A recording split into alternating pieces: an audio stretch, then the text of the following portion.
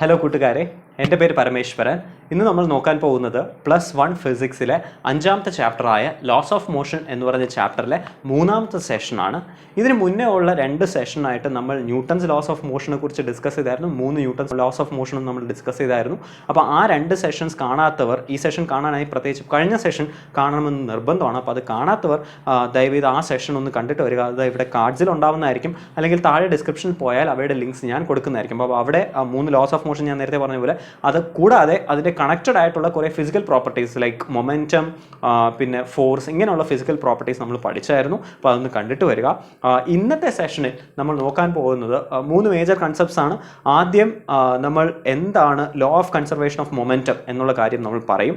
അതിനുശേഷം അത് വെച്ച് റീകോയിൽ ഓഫ് ഗൺ റീകോയിൽ ചെയ്യുന്ന എങ്ങനെയാണ് നമുക്ക് ആ പ്രോബ്ലംസ് ചെയ്യാമെന്ന് എന്നുള്ള കാര്യം നമ്മൾ പറയും. അതിനുശേഷം ഇക്വിലിബ്രിയം ഓഫ് ഫോഴ്സസ്, എങ്ങനെയായിരിക്കും ഒരു ബോഡി ഇക്വിലിബ്രിയത്തിലാവുന്നത് എന്നുള്ള കൺസെപ്റ്റുമായിരിക്കും നമ്മൾ ഇന്ന് ഡിസ്കസ് ചെയ്യുന്നത്. അപ്പോൾ സെഷൻ തുടങ്ങുന്നതിന് മുന്നേ ഞാൻ റിക്വസ്റ്റ് ചെയ്തോളട്ടെ, ഫിസിക്സ് പഠിക്കുമ്പോൾ എല്ലാവരും മനസ്സിലാക്കി പഠിക്കാൻ ശ്രമിക്കുക.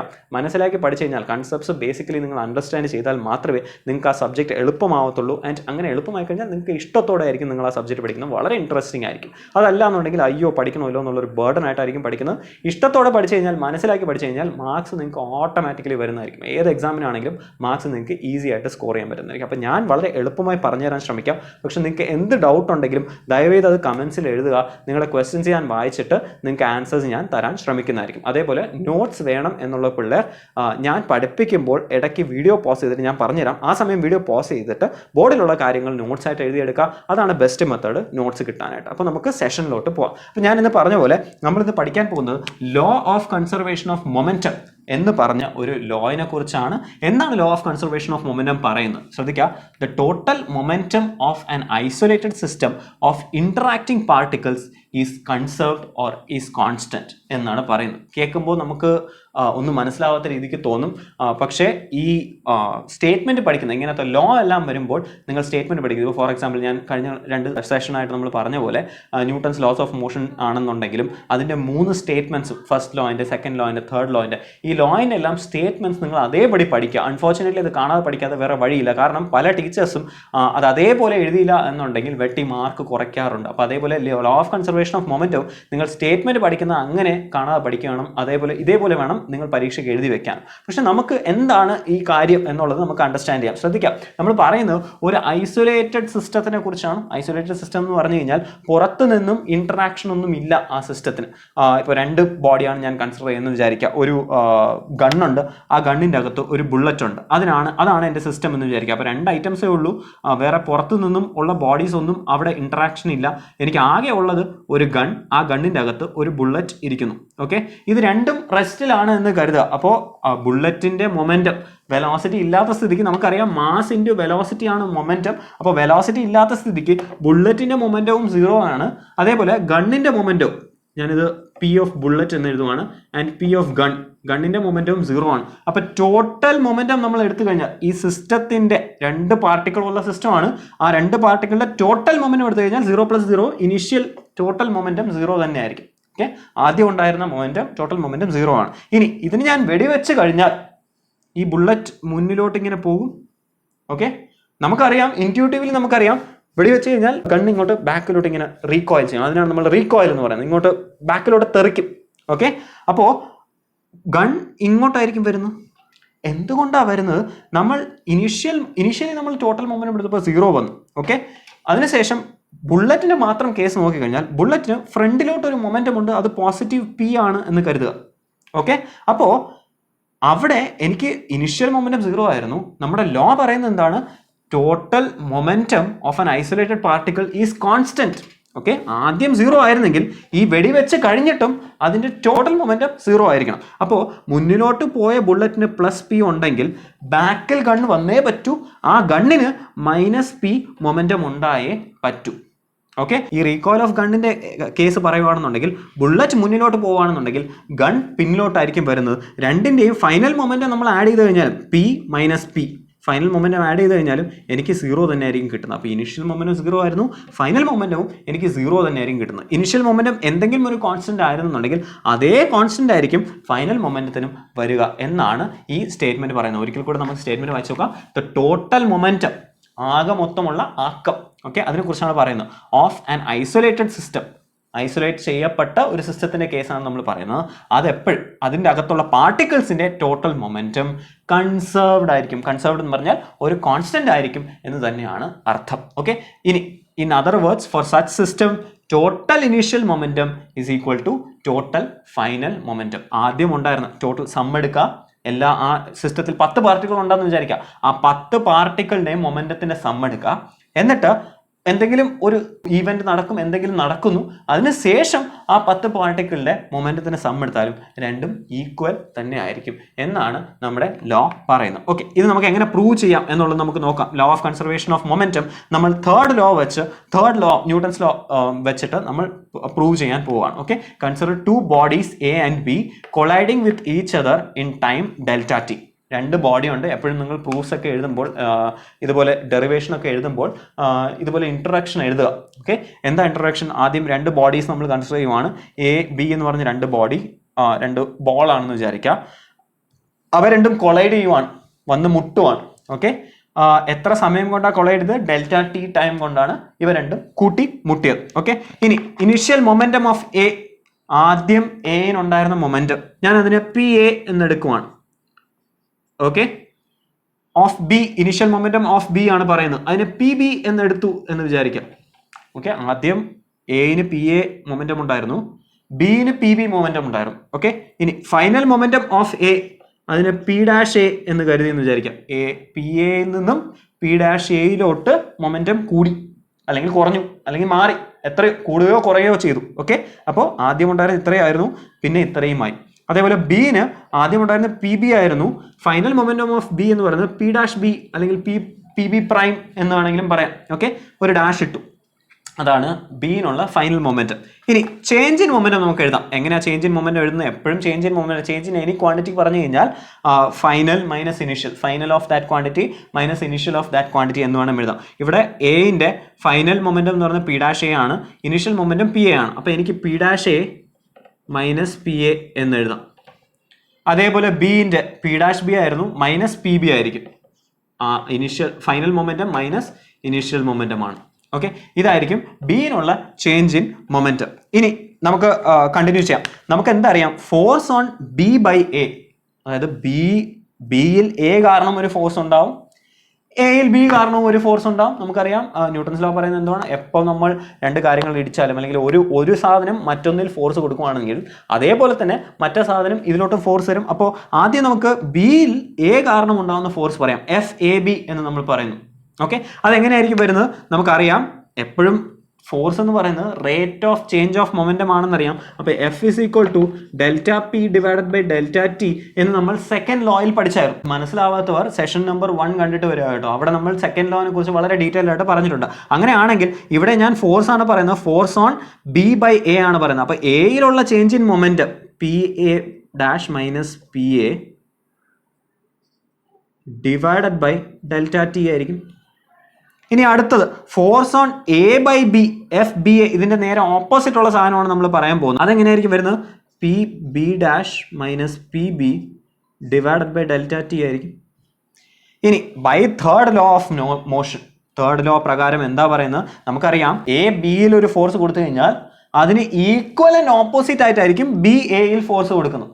അപ്പോൾ നമുക്ക് എ ബിയിൽ കൊടുക്കുന്ന ഫോഴ്സിനെ എഫ് എ ബി എന്ന് നമ്മൾ വിളിച്ചു. ആ എഫ് എ ബി എന്ന് പറയുന്നത് എഫ് ബി എന്റെ ഈക്വലും ഓപ്പോസിറ്റും ആയിരിക്കും. അപ്പോൾ എനിക്ക് F A B is equal to minus F B A എന്ന് എഴുതാം. ഇതിന് ഞാൻ ഇക്വേഷൻ നമ്പർ 3 എന്ന് വിളിക്കുന്നു, ഇതിനെ 1 എന്നും ഇതിനെ 2 എന്നും വിളിച്ചു എന്ന് വിചാരിക്കാം. ഓക്കെ, ഇനി എന്താ എഴുതാം? നോക്കിയാൽ സബ്സ്റ്റിറ്റ്യൂട്ടിങ് 1 and 2 in 3, ഈ 3യിൽ കൊണ്ടുവന്ന് ഞാൻ ഈ 1 2 സബ്സ്റ്റിറ്റ്യൂട്ട് ചെയ്യുവാണ്. എനിക്ക് എഫ് എ ബിയും എഫ് ബി എയും അറിയാം, അത് രണ്ടും ഞാൻ ഇതിൽ സബ്സ്റ്റിറ്റ്യൂട്ട് ചെയ്യുവാണ്. അപ്പോൾ എനിക്ക് എന്ത് കിട്ടും? ശ്രദ്ധിക്കാം, എഫ് എ ബി എന്ന് പറയുന്നത് P A dash minus P A divided by delta T ആണ്, is equal to negative of P B dash minus P B divided by delta T. Okay, ഈ ഡെൽറ്റ ടിയും അപ്പുറത്തുള്ള ഡെൽറ്റ ടിയും cut ചെയ്ത് പോകും. ഈ ബ്രാക്കറ്റ് ഓപ്പൺ ചെയ്യുവാണെന്നുണ്ടെങ്കിൽ എനിക്ക് ഇത് നെഗറ്റീവ് പി ബി ഡാഷ് ആവും, ഇത് പോസിറ്റീവ് പി ബി ആവും. ഓക്കെ, റീഅറേഞ്ച് ചെയ്ത് എഴുതി കഴിഞ്ഞാൽ ഈ പി ബി ഡാഷിനെ ഞാൻ ഇപ്പുറത്ത് കൊണ്ടുപോകുന്നു, ഈ നെഗറ്റീവ് പി എനെ ഞാൻ അപ്പുറത്ത് കൊണ്ടുപോകുന്നു. അപ്പോൾ ഇതെന്തായി? പി എ ഡാഷ് ആദ്യമേ അവിടെ ഉണ്ട്. P B dash negative P B dash ആണ്, അതിനെ ഇപ്പുറത്ത് കൊണ്ടുവന്നു. അപ്പോൾ plus P B dash is equal to negative P എനെ അപ്പുറത്ത് കൊണ്ടുപോയി, ഓൾറെഡി അവിടെ പോസിറ്റീവ് പി ബി ഉണ്ട്. അപ്പോൾ P A plus P B. ഇനി ശ്രദ്ധിക്കുക, എന്താണ് P A plus P B എന്ന് പറയുന്നത്? Initial momentum of A plus initial momentum of B. അതായത് ആദ്യം ഉണ്ടായിരുന്ന രണ്ട് പാർട്ടിക്കിളുടെയും ടോട്ടൽ മൊമെന്റം അല്ലെ, മൊമെന്റത്തിന്റെ സം, അതായത് ടോട്ടൽ മൊമെന്റം അത് തന്നെയാണ്. That is equal to P A dash plus P B dash. P A dash എന്ന് പറയുന്നത് എന്റെ final momentum, P B dash എന്ന് പറയുന്നത് ബിന്റെ ഫൈനൽ മൊമെന്റം. അപ്പോൾ ടോട്ടൽ ഉണ്ടായിരുന്ന ആദ്യം ഉണ്ടായിരുന്ന സമ്മും അവസാനം ഉണ്ടായിരുന്ന സമ്മും ഈക്വൽ ആണ് എന്ന് നമുക്ക് കിട്ടി. അപ്പോൾ ഇങ്ങനെയാണ് നമ്മൾ തേർഡ് ലോ വെച്ച് law of conservation of momentum prove ചെയ്യുന്നത്. അപ്പോൾ ഒരിക്കൽ കൂടി എന്താണ് law of conservation of momentum പറയുന്നത്? എപ്പോഴും ഒരു സിസ്റ്റം ഓഫ് പാർട്ടിക്കിൾസിൽ മൊമെന്റം കൺസേർവ്ഡ് ആയിരിക്കും. ഇന്ററാക്ടിങ് പാർട്ടിക്കിൾസ് തമ്മിലുള്ള മൊമെന്റം കൺസേർവ്ഡ് ആയിരിക്കും. അതുകൊണ്ടാണ് നമ്മൾ പലപ്പോഴും വെടിവെക്കുമ്പോൾ നമുക്ക് ഗൺ റീകോയിൽ ചെയ്യുന്നത്. ഓക്കെ, മറ്റൊരു എക്സാമ്പിൾ പറയുകയാണെന്നുണ്ടെങ്കിൽ, ഒരു പക്ഷി ഒരു കിളയിൽ ഇരിക്കുവാണ് എന്ന് വിചാരിക്കുക. ആ പക്ഷി പറന്നു കഴിഞ്ഞാൽ ആ കിള കിടന്ന് ഇങ്ങനെ ആടുന്നത് നമുക്ക് കാണാം. എന്തുകൊണ്ടാണ്? പക്ഷി പോകുമ്പോൾ പക്ഷീന് മുകളിലോട്ടൊരു വെലോസിറ്റി കിട്ടി, അപ്പോൾ അതിനനുസരിച്ച് കിളയ്ക്ക് താഴോട്ടൊരു വെലോസിറ്റി ഉണ്ടാകണം. അതുകൊണ്ടാണ് അത് താഴോട്ടും മുകളിലോട്ടും ഇങ്ങനെ പോയിട്ട് വരുന്നത്. ഇത് മറ്റൊരു എക്സാമ്പിളാണ്. അപ്പോൾ എപ്പോഴും ഒരു സിസ്റ്റം ഓഫ് പാർട്ടിക്കിൾസിൽ മൊമെന്റം കൺസേർവ്ഡ് ആയിരിക്കും എന്നാണ് law of conservation of momentum പറയുന്നത്. ഇനി ഇതിൻ്റെ ഒരു എക്സാമ്പിളാണ് റീകോയിൽ ഓഫ് ഗൺ. റീകോയിൽ എന്ന് പറഞ്ഞു കഴിഞ്ഞാൽ പുറകോട്ട് അടിക്കുന്നു. ഓക്കെ, അത് എങ്ങനെ സംഭവിക്കുന്നു എന്നുള്ളതാണ് നമുക്ക് പറയേണ്ടിയിരിക്കുന്നത്. ഇനി ശ്രദ്ധിക്കുക, പലപ്പോഴും നമ്മൾ മലയാള സിനിമയിലൊക്കെ അല്ലെങ്കിൽ ഇന്ത്യൻ സിനിമയിൽ തന്നെ പലപ്പോഴും കാണാറുള്ളത് നമ്മുടെ ഹീറോ എല്ലാം ഗണ്ണെടുത്ത് വെച്ച് ഇങ്ങനെ ചടപട വെടിവെക്കുന്ന പോലെയൊക്കെ കാണാം. അങ്ങനെയൊന്നും നമുക്ക് വെടിവെക്കാൻ പറ്റത്തില്ല. പലപ്പോഴും ഈ റീകോയിൽ ഭയങ്കരമായിട്ടാണ് ഉണ്ടാകുന്നത്. കാരണം ബുള്ളറ്റ് നല്ല സ്പീഡിലാണ് പോകുന്നത്. അപ്പോൾ ബുള്ളറ്റിന് നല്ലൊരു മൊമെന്റം ഉണ്ടാവും. അതിനനുസരിച്ച് നമ്മുടെ കൈക്കും നല്ലൊരു മൊമെന്റം ആയിരിക്കും കിട്ടുന്നത്. അപ്പോൾ ഇങ്ങനെ പടത്താണെന്നൊന്നും വെടിവെച്ചുകൊണ്ടൊന്നും ഇരിക്കാൻ പറ്റത്തില്ല. അത് സിനിമയിൽ കാണിക്കുന്ന പോലെയല്ല. ശരിക്കും പറഞ്ഞാൽ വെടിവെച്ച് കഴിഞ്ഞാൽ ശരിക്കും ബാക്കിലോട്ട് ഒരു റീകോയിൽ ഉണ്ടാവുന്ന.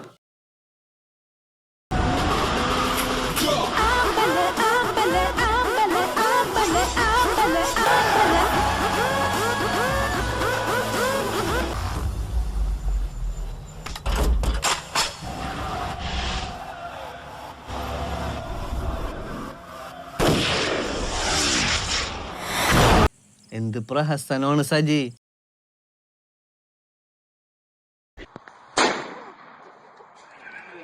അതുകൊണ്ട് സിനിമ കാണുന്നവർ ആ സിനിമ കണ്ട ശാസ്ത്രബോധത്തിനെ നശിപ്പിക്കരുത്. ഓക്കെ, നമുക്ക് നോക്കാം. When A bullet of mass MB is fired with a velocity of VB. Okay, ഒരു ബുള്ളറ്റ് ഉണ്ട്. ആ ബുള്ളറ്റ് ഫയർ ചെയ്യുവാണ് ഗണ്ണിൽ നിന്നും. ആദ്യം അതിന് 0 ആയിരുന്നു അതിൻ്റെ വെലോസിറ്റി. അതിന് ഫയർ ചെയ്ത് കഴിഞ്ഞാൽ അതിനുള്ള വെലോസിറ്റി VB ആയി. Okay, the gun of mass mg will acquire a velocity vg. ഗണ്ണിന് mg ആയിരുന്നു മാസ്. ഈ ഗണ്ണിന് അതിന് ബാക്കിലോട്ട് ഒരു വെലോസിറ്റി ഉണ്ടാവും, അതിനെ vg എന്ന് പറയുന്നു. ഓക്കെ, ഇനി നോക്കാം. Initial momentum of gun. Initial momentum of gun എനിക്കറിയാം, കാരണം ഗണ്ണും വെറുതെ ഇരിക്കുവാണ്, എൻ്റെ കയ്യിൽ വെറുതെ ഇരിക്കുവാണ് ഗണ്ണും വെറുതെ ഇരിക്കുവാണ്, ബുള്ളറ്റും അതിനകത്ത് വെറുതെ ഇരിക്കുവാണ്. അപ്പോൾ ഇനീഷ്യൽ മൊമെന്റം ഓഫ് ഗൺ എന്ന് പറയുന്നത് 0 ആയിരിക്കും. ഇനി ഇനീഷ്യൽ മൊമെന്റം ഓഫ് ബുള്ളറ്റ്, ആദ്യം ബുള്ളറ്റും വെറുതെയാണ് ഇരിക്കുന്നത്, ഗണ്ണിൻ്റെ അകത്ത് ബുള്ളറ്റും വെറുതെ ഇരിക്കുന്നത്. അപ്പോൾ ഇനിഷ്യൽ മൊമെന്റം ഓഫ് ബുള്ളറ്റും 0 ആണ്. ഇനി നോക്കാം ഫൈനൽ മൊമെന്റം ഓഫ് ഗൺ. ഗണ്ണിനുള്ള ഫൈനൽ മൊമെന്റം എന്ന് പറയുന്നത് ബാക്കിലോട്ട് വന്നു. എത്ര വെലോസിറ്റിയിലാണ് ബാക്കിലോട്ട് വന്നത്? VG വെലോസിറ്റിയിലാണ് ബാക്കിലോട്ട് വരുന്നത്. അതിനുള്ള മാസ് mg ആണ്. അപ്പോൾ ഈ mg × VG ആയിരിക്കും ഇതിൻ്റെ ഫൈനൽ മൊമെന്റം. അതൊരു വെക്ടറാണ്. ഓക്കെ, ഇനി ഫൈനൽ മൊമെന്റം ഓഫ് ബുള്ളറ്റ് എങ്ങനെ പറയാം?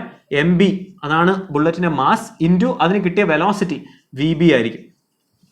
ഓക്കെ, ഇനി എനിക്ക് കാൽക്കുലേറ്റ് ചെയ്യുന്നത് എത്ര സ്പീഡിലാണ് ഗണ്ണ് ബാക്കിലോട്ട് വരാൻ പോകുന്നത്. ആ റീകോയിലാണ് എനിക്ക് കാൽക്കുലേറ്റ് ചെയ്യേണ്ടത് എന്ന് വെച്ചോളാം. ഓക്കെ, നമുക്ക് law of conservation of momentum വെച്ചിട്ട് നമുക്ക് എന്ത് പറയാൻ പറ്റും? ടോട്ടൽ ഇനീഷ്യൽ മൊമെന്റം എന്ന് പറയുന്നത് ഈ initial momentum of gun plus initial momentum of bullet ആയിരിക്കും. അങ്ങനെയാണെങ്കിൽ by law of conservation of momentum total initial momentum is equal to total final momentum. അങ്ങനെയാണെങ്കിൽ ടോട്ടൽ ഇനീഷ്യൽ മൊമെന്റം എനിക്കറിയാം. എങ്ങനെയാ? ആദ്യം initial momentum of gun plus initial momentum of bullet 0 + 0 ആണ് total initial momentum. This will be equal to total final momentum of gun mgvg plus final momentum of bullet mbvb. Okay, ഇനി velocity of ഗണ്ണാണ് എനിക്ക് കണ്ടുപിടിക്കുന്നത്, recoil എത്ര സ്പീഡിലാവും എന്നാണ് കണ്ടുപിടിക്കേണ്ടത്. അപ്പോൾ ഞാൻ ഈ എം ബി വി ബിനെ അപ്പുറത്ത് കൊണ്ടുപോവാണ്. അപ്പോൾ എനിക്ക് എന്ത് കിട്ടി? M B V B is equal to negative M B V B. ഇത് ഇവിടെ പോസിറ്റീവ് ആയിരുന്നു, അപ്പുറത്ത് കൊണ്ടുപോയാൽ നെഗറ്റീവ്, ഇക്വേഷൻ അപ്പുറത്ത് കൊണ്ടുപോയാൽ is equal to M G V G.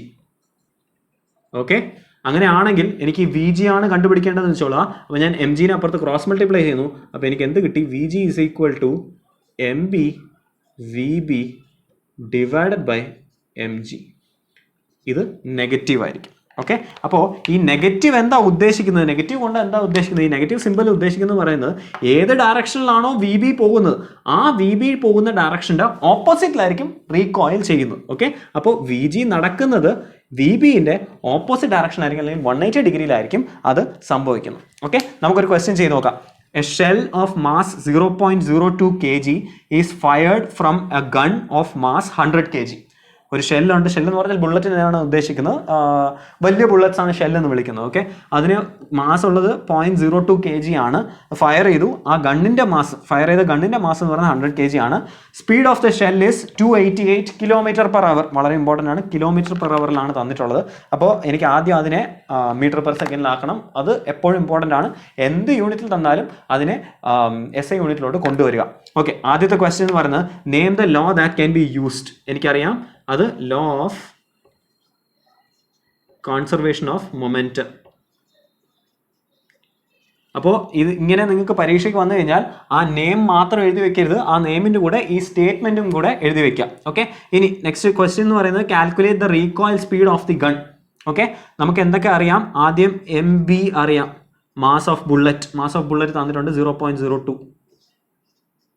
Okay, M G mass of gun അറിയാം, മാസ് ഓഫ് ഗൺ 100 kg ആണെന്ന് പറഞ്ഞിട്ടുണ്ട്.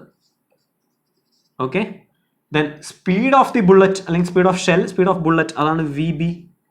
വി ബി എന്ന് പറയുന്നത് 288 km/h ആണെന്ന് തന്നിട്ടുണ്ട്. 288 km/h. ഒരു സാധനം km/hൽ തന്നു കഴിഞ്ഞാൽ മീറ്റർ/സെക്കൻഡിൽ കൊണ്ടുപോകാൻ ഇൻറ്റു 5/18 ചെയ്താൽ മതി. ഇത് ഒരു സ്റ്റാൻഡേർഡ് റൂളാണ്, ഓർത്ത് വയ്ക്കുക. ഇൻറ്റു 5/18 ചെയ്താൽ മതി.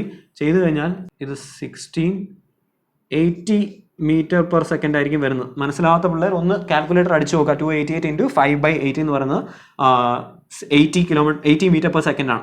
അപ്പോൾ നമുക്ക് എം ബി കിട്ടി, എം ജി കിട്ടി, വി ബി കിട്ടി. ഓക്കെ, എന്താണ് നമ്മുടെ വി ജിയുടെ എക്സ്പ്രഷൻ എന്ന് പറയുന്നത്? -mb vb divided by M G. ഇതെങ്ങനെയാണ് കിട്ടിയത്? ഇനീഷ്യൽ മൊമെന്റും ഫൈനൽ മൊമെന്റും സെയിം തന്നെയാണ്. അപ്പോൾ ഇനീഷ്യൽ ഗണ്ണിന് എത്ര മൊമെന്റം ഉണ്ടോ അതിന്റെ ഓപ്പോസിറ്റ് ആയിരിക്കും ബുള്ളറ്റിന്റെ മൊമെന്റം എന്നുള്ളത് ചെയ്തു കഴിഞ്ഞാലാണ് ഇങ്ങനെ എക്സ്പ്രഷൻ കിട്ടുന്നത്. അത് ഓർത്തിരിക്കേണ്ടത് വളരെ ഇമ്പോർട്ടൻ്റ് ആണ്. അപ്പോൾ നമുക്ക് എഴുതാം V G is equal to M B into V B divided by M G എന്ന് പറഞ്ഞു കഴിഞ്ഞാൽ 0.02 ഇൻറ്റു 80 ഡിവൈഡഡ് ബൈ 100 ആയിരിക്കും. That is 0.016 m/s. ഇത് നെഗറ്റീവ് ആയിരിക്കും. നെഗറ്റീവ് എന്ന് പറഞ്ഞു കഴിഞ്ഞാൽ ഏത് ഡയറക്ഷനാണോ ബുള്ളറ്റ് പോയത് അതിൻ്റെ ഓപ്പോസിറ്റ് ആയിരിക്കും ഇതിൻ്റെ വെലോസിറ്റി വരുന്നത്. ഓക്കെ, നമുക്ക് നെക്സ്റ്റ് കൺസെപ്റ്റിലോട്ട് പോകാം. Equilibrium of A particle. This is when the total external forces of A particle is 0. എന്താണ് ഇക്വിലിബ്രിയം എന്ന് പറഞ്ഞു കഴിഞ്ഞാൽ? ഇക്വിലിബ്രിയം എന്ന് പറഞ്ഞു കഴിഞ്ഞാൽ നെറ്റ് എക്സ്റ്റേണൽ ഫോഴ്സ് ഒന്നും ഇല്ല ഒരു പാർട്ടിക്കിളിൽ. അതിനെയാണ് നമ്മൾ ഇക്വിലിബ്രിയം എന്ന് പറയുന്നത്. ഓക്കെ, അതായത് ഞാനിപ്പോൾ പറയുവാണ്, ഈ ഒരു ഡസ്റ്റർ ഇരിപ്പുണ്ട്. ഈ ഡസ്റ്ററിൽ ഞാൻ ഇങ്ങോട്ട് പിടിച്ച് വലിച്ചു ഈ ഡസ്റ്ററിന്. ഓക്കെ, അപ്പോൾ അത് ഇങ്ങോട്ട് നീങ്ങും. കാരണം എന്താ? ഒരു എക്സ്റ്റേണൽ ഫോഴ്സ് ഉണ്ട് ഈ ബോഡിയിൽ. ആ ഫോഴ്സ് ഉള്ളത് കാരണം ഈ ഡസ്റ്റർ വലിഞ്ഞു പോകും. ഓക്കെ, വലിഞ്ഞു പോകും, അല്ലെങ്കിൽ വലിഞ്ഞു പോകാൻ ശ്രമിക്കും. ആ ഫോഴ്സ് എന്ന് പറയുന്നത് വളരെ കുഞ്ഞു ഫോഴ്സ് ആണെങ്കിൽ ചിലപ്പോൾ നീങ്ങത്തില്ല, പക്ഷേ നീങ്ങാൻ ശ്രമിക്കും. ഓക്കെ, എന്തായാലും ഒരു നെറ്റ് എക്സ്റ്റേണൽ ഫോഴ്സ് ഉണ്ട്. വലിയ ഫോഴ്സാണ് ഞാൻ കൊടുക്കുന്നതെങ്കിൽ അത് നീങ്ങി. ഓക്കെ, ഇപ്പോൾ ഈ ഫോഴ്സിന് എതിരായി ഞാൻ ഇപ്പുറത്തെ കൈ വെച്ച് അതേപോലെ ഒരു ഫോഴ്സ് കൊടുത്തു എന്ന് വിചാരിക്കാം.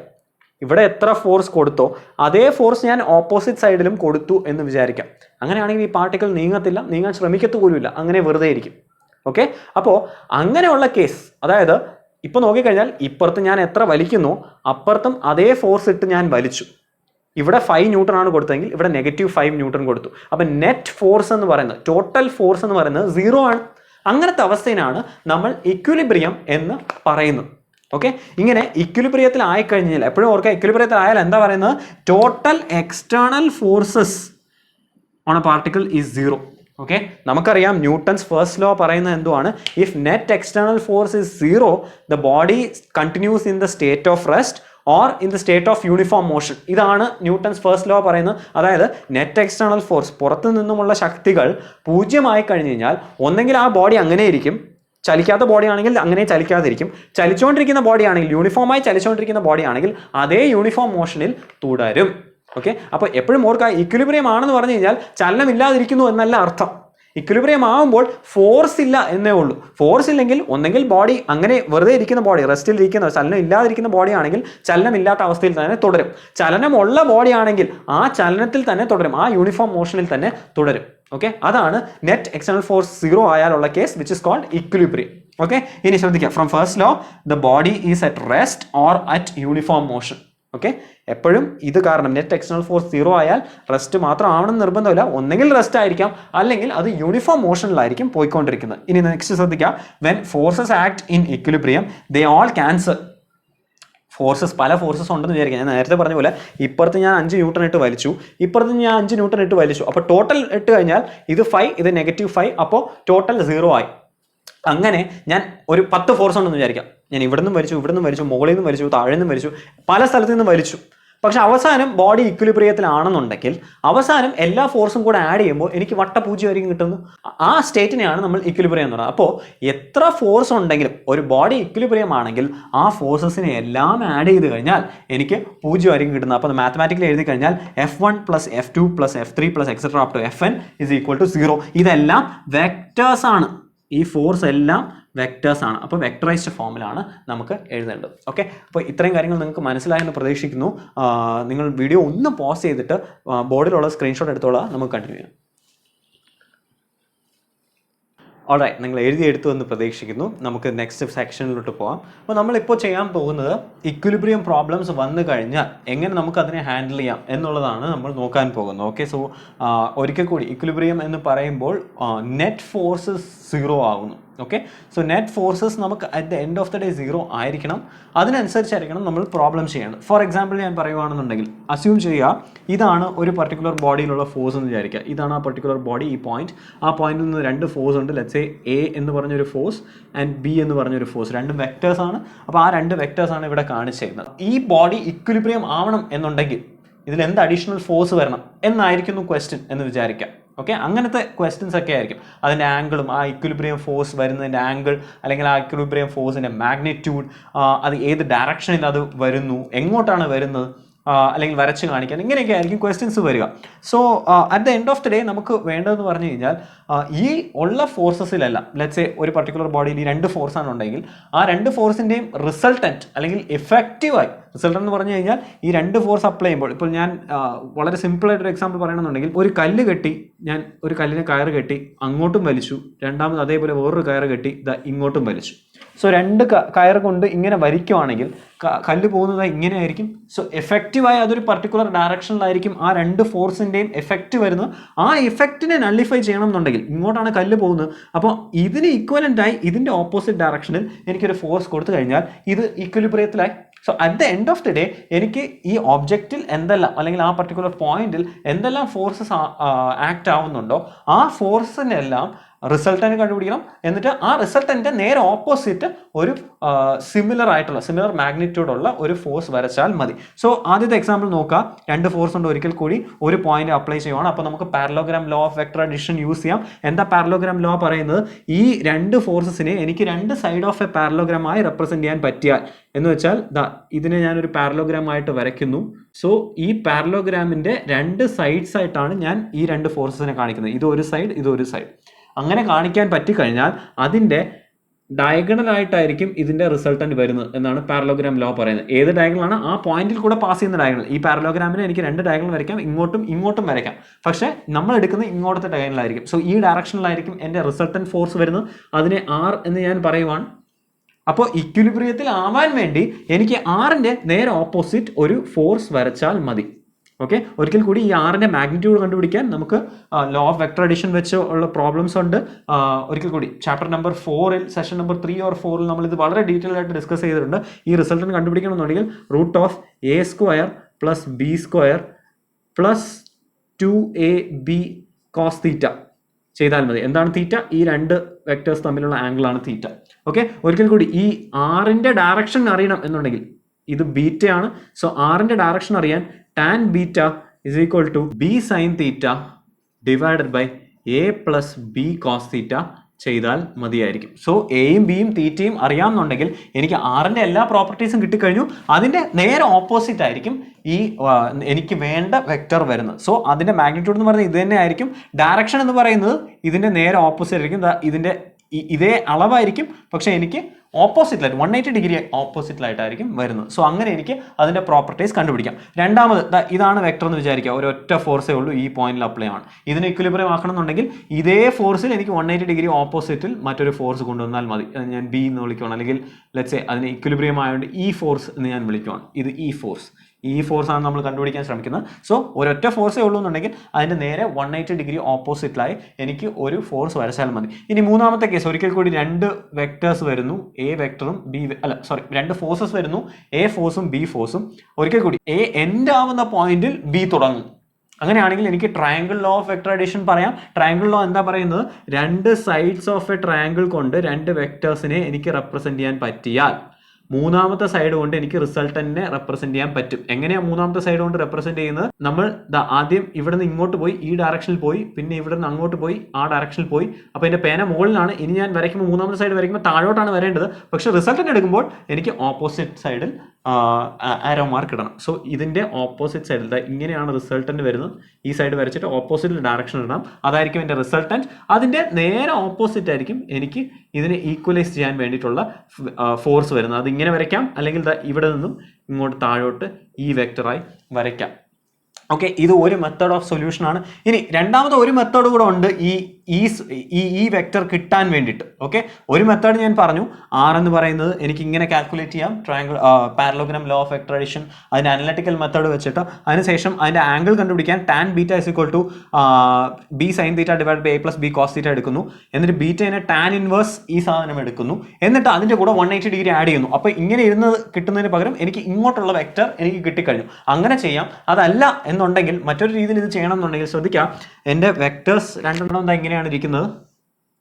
ഇത് എ വെക്ടർ, ഇത് ബി വെക്ടർ. ഓക്കെ, ഞാൻ ഇതിൽ ചെയ്യേണ്ടതെന്ന് പറഞ്ഞു കഴിഞ്ഞാൽ എനിക്കൊരു എക്സ് ആക്സിസും വൈ ആക്സിസും ഡിഫൈൻ ചെയ്യാം. ലെറ്റ്സ് സേ ഞാൻ ഇതിനെ വൈ ആക്സിസ് ആയി എടുക്കുവാണ്. ഇവ തമ്മിലുള്ള ആംഗിൾ ആണ് തീറ്റ. ആ ബി ഉള്ള ആക്സിസിനെ ഞാൻ എക്സ് ആക്സിസ് ആയി എടുക്കുവാണ്. സോ എക്സ് വൈ ആയിട്ട് ഞാൻ എടുത്തു. അങ്ങനെ എടുത്തു കഴിഞ്ഞാൽ എനിക്ക് ഒരിക്കൽ കൂടി ഇതിന്റെ കമ്പോണൻസ് എടുക്കാൻ പറ്റും. എയിലുള്ള എക്സ് കമ്പോണന്റ് വൈ കമ്പോണന്റ് എടുക്കാൻ പറ്റും. ബിക്ക് എക്സ് കമ്പോണന്റ് മാത്രമേ ഉള്ളൂ. സോ എക്സ് കമ്പോണന്റിൽ എനിക്ക് എന്തെല്ലാം പറയാൻ പറ്റും? ആദ്യം എ കോസ് തീറ്റ ഉണ്ട്. എന്റെ എക്സ് കമ്പോണന്റ് കിട്ടണം എന്നുണ്ടെങ്കിൽ എയും എക്സ് ആക്സിസുമായിട്ടുള്ള ആംഗിൾ തീറ്റ ആണെങ്കിൽ എനിക്ക് എ ഇൻറ്റു കോസ് തീറ്റ ചെയ്താൽ മതി. ഇത് വെക്ടേഴ്സിന്റെ റൂളാണ്. ഒരിക്കൽ കൂടി മനസ്സിലാവാത്തവർ ചാപ്റ്റർ നമ്പർ 4 നോക്കുക. ഒരിക്കൽ കൂടി ഡിസ്ക്രിപ്ഷനിൽ ലിങ്ക് ഉണ്ടാവും. ഓക്കെ, സോ എക്സ് കമ്പോണന്റിൽ എ കോസ് തീറ്റ ഉണ്ട് എക്സ് ആക്സിസിൽ. അതേപോലെ ബി ടോട്ടലായി ഉണ്ട്. ബിന് 0 ഡിഗ്രി ആണ്, അതുകൊണ്ട് എനിക്ക് ബി കോസ് തീറ്റ എന്ന് എഴുതേണ്ട ആവശ്യമില്ല, ബി തന്നെയാണ്. ഈ വൈ ആക്സിസിൽ ഇത് ആക്സിസ് എന്ന് ഞാൻ എഴുതുവാണ്. വൈ ആക്സിസിൽ എനിക്കുള്ളത് ആകെ ഉള്ളത് എ സൈൻ തീറ്റ മാത്രമായിരിക്കും. ബിന് ആംഗിൾ 0 ആണ്. അപ്പോൾ ബി സൈൻ തീറ്റ എന്ന് പറഞ്ഞാൽ ബി സൈൻ 0 ആണ്. അതുകൊണ്ട് എനിക്ക് അത് എഴുതേണ്ട ആവശ്യമില്ല. അപ്പോൾ എനിക്ക് എ സൈൻ തീറ്റ മാത്രമാണ്. സോ എനിക്ക് എക്സ് ആക്സിസിലെ ഫോഴ്സിനെ എനിക്ക് ഈക്വലൈസ് ചെയ്യണം, അല്ലെങ്കിൽ നള്ളിഫൈ ചെയ്യണം. വൈ ആക്സിസിലെ ഫോഴ്സിനെ എനിക്ക് നള്ളിഫൈ ചെയ്യണം. അപ്പോൾ എനിക്ക് വൈ ആക്സിസിൽ മുകളിലോട്ടാണ് എ സൈൻ തീറ്റ വരുന്നത്. അപ്പോൾ വൈ ആക്സിസിൽ അതിന് കറസ്പോണ്ടിങ് ആയി താഴോട്ട് എ സൈൻ തീറ്റ വാല്യൂ ഉള്ള ഒരു വെക്ടർ വേണം. അതേപോലെ എക്സ് ആക്സിസിൽ എനിക്ക് ഇങ്ങോട്ട് A cos theta plus B അത്രയും മാഗ്നിറ്റ്യൂഡ് ഉള്ള ഒരു വെക്ടർ വേണം. എന്നിട്ട് ഇതിനെ രണ്ടിനെയും കൂടെ എനിക്ക് ആഡ് ചെയ്ത് എനിക്കൊരു റിസൾട്ടന്റ് കണ്ടുപിടിക്കാം. ഇങ്ങനെയും എനിക്ക് ഇതിന്റെ സൊല്യൂഷൻ, അതായത് ആ ഈക്വലിബ്രിയം കൊണ്ടെത്തിക്കാനുള്ള ഫോഴ്സിന്റെ ഡയറക്ഷനും മാഗ്നിറ്റ്യൂഡും എനിക്ക് കണ്ടുപിടിക്കാം. ഒരു പ്രോബ്ലം ചെയ്യുമ്പോൾ കുറച്ചുകൂടെ മനസ്സിലാവും.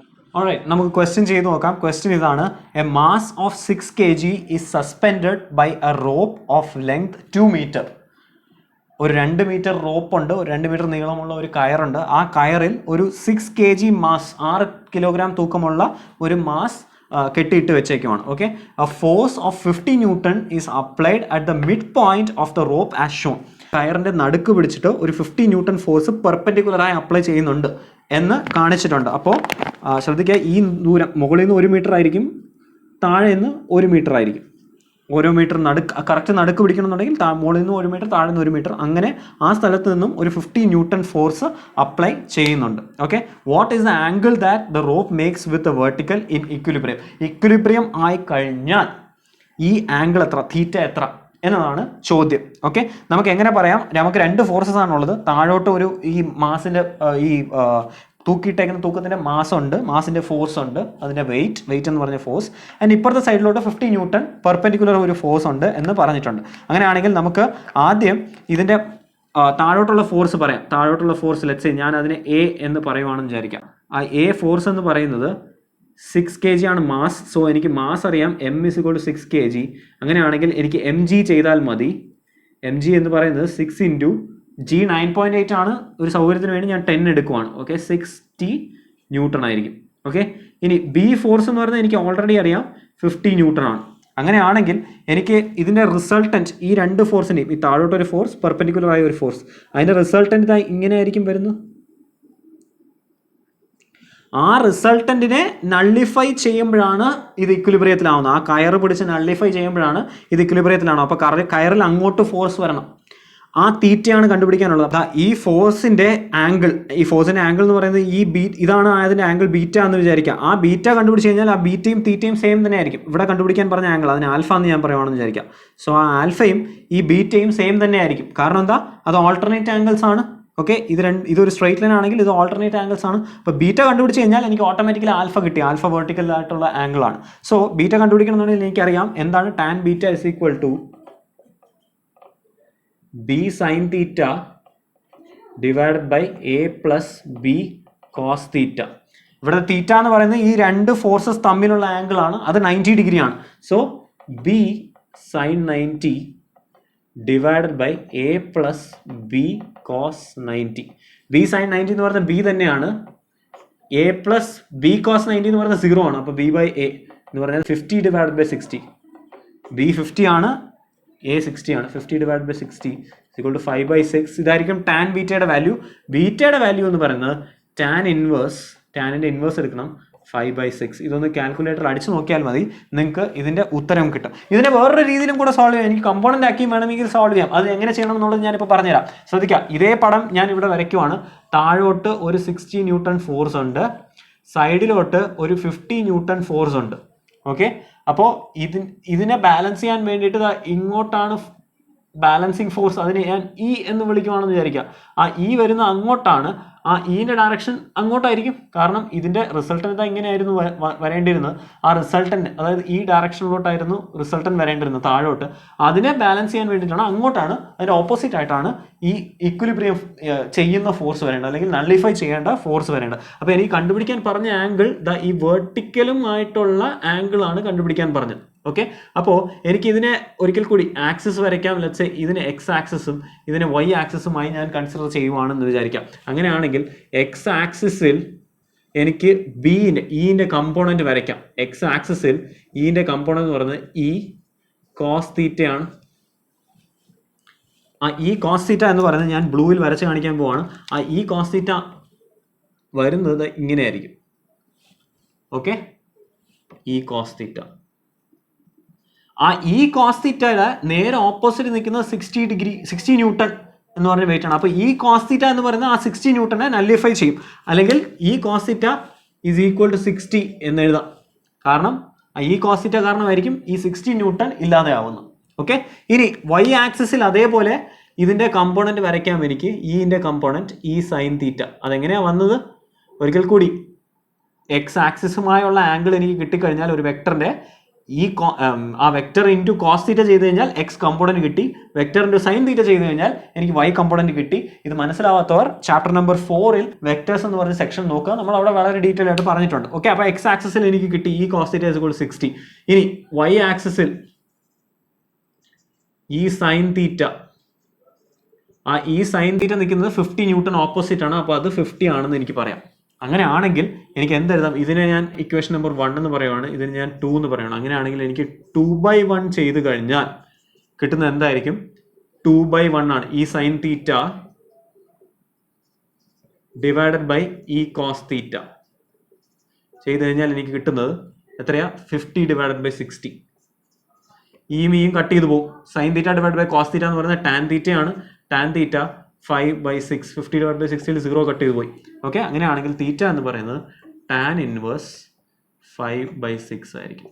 രണ്ട് രീതിയിൽ ചെയ്താലും at the end of the day എനിക്ക് ആൻസർ കിട്ടിയത് ടാൻ ഇൻവേഴ്സ് 5/6 ആണ്. ഓക്കെ, അപ്പോൾ നിങ്ങൾക്ക് മനസ്സിലായെന്ന് പ്രതീക്ഷിക്കുന്നു. നമ്മളിന്ന് നോക്കിയ കാര്യങ്ങൾ ആദ്യം നമ്മൾ എങ്ങനെയാണ് law of conservation of momentum വരുന്നത് എന്നുള്ളത് നോക്കി. അത് വെച്ച് റീകോയിൽ ഓഫ് ഗൺ എങ്ങനെ നമുക്ക് ചെയ്യാം എന്നുള്ളത് നോക്കി. ആ റീകോയിൽ ഓഫ് ഗണ്ണിൻ്റെ ഇമ്പോർട്ടൻ്റ് ആയിട്ടുള്ള ആ എക്സ്പ്രഷൻ മറക്കരുത്.